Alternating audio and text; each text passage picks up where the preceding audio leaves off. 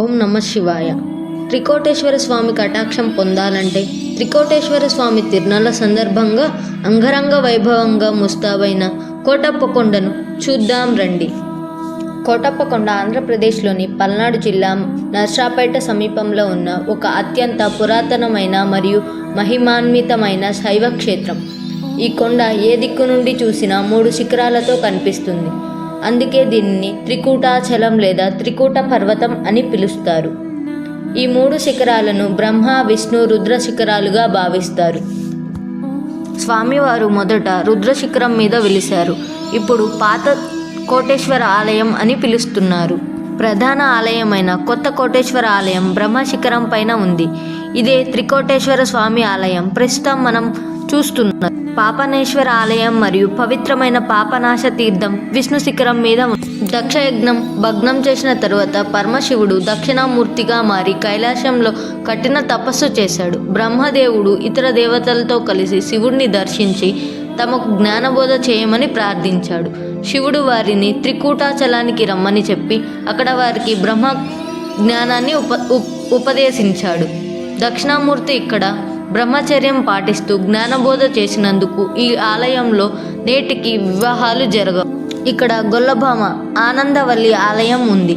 పూర్వం సుందుడు మరియు కుందరి అనే యాదవ దంపతులకు జన్మించిన ఆనందవల్లి గొప్ప ఆమె ప్రతిరోజు రుద్రశిఖరంపై ఉన్న పాత కోటేశ్వర ఆలయానికి వెళ్ళి పూజలు చేసేది. ఆమె భక్తిని పరీక్షించడానికి శివుడు జంగమ రూపంలో ఆమెకు గర్భం వచ్చేలా వరం ఇచ్చాడు.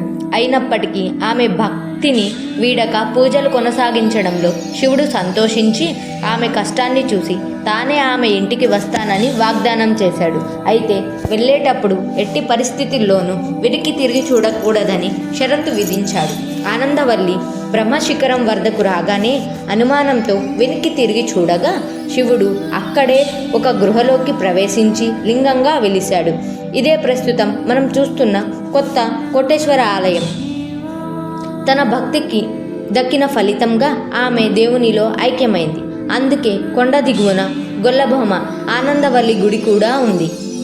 మహాశివరాత్రి రోజున ఇక్కడ అతిపెద్ద పండుగ కోటయ్య తిరునాళ్లను చేస్తారు. ఇప్పుడు మనం కోటప్పకొండ తిరునాళ్ళ అని చెప్తున్నాము.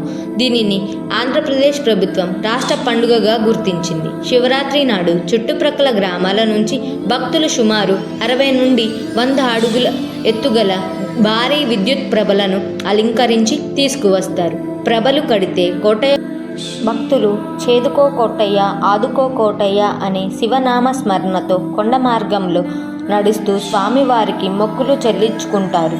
హరహర శంకర, భక్తవ శంకర, కోటి వేల్పుల అండ కోటప్పకొండ. కోటప్పకొండను కాకులు వాళ్ళని క్షేత్రంగా ఎందుకంటే ఆనందవల్లి తెచ్చిన అభిషేక జలపాత్రలను వలకబోయడంలో ఆమె కోపంలో ఈ ప్రాంతంలో కాకులు తిరగకూడదని శపించింది. అందుకే నేటికి రుద్రశిఖరంపై కాకులు కనిపించవని చెబుతారు. కోటప్పకొండ కేవలం ఒక ధార్మిక క్షేత్రమే కాకుండా అక్కడ ఉన్న మ్యూజియం, డియర్ పార్క్ మరియు ఇతర పర్యాటక ఆకర్షణల వల్ల ఒక ప్రముఖ పర్యాటక ప్రాంతంగా కూడా విలసిల్లుతోంది. ముఖ్యంగా తిరునాళ్ళ సమయంలో భక్తులు ప్రభలను చూడడానికి లక్షలలో వస్తారు. మీకు ఈ తిరునాళ్ళ గురించి తెలిస్తే please like, share and comment చేసి సబ్స్క్రైబ్ చేయండి.